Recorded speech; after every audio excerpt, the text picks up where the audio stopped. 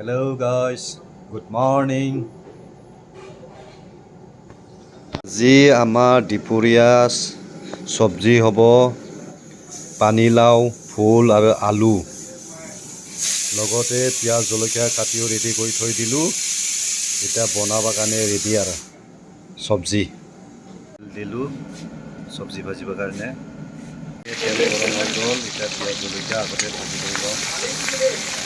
ৰঙালাও আগতে দি ল'লোঁ, দি ল'লোঁ।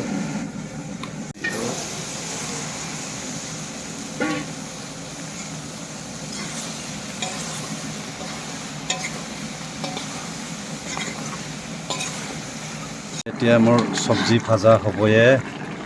আজি চব্জি আছিলে আমাৰ পানীলাও, ভোল আৰু আলু। একদম ধুনীয়াকৈ বনাইছোঁ দেই চব্জিটো। আৰু পানীটো পূৰা শুকাই দিম, পূৰা ভাজা হ'ব। ধুনীয়াকৈ বনাইছোঁ, খাই কিন্তু মজা লাগিব, ধুনীয়াকৈ বনাইছোঁ।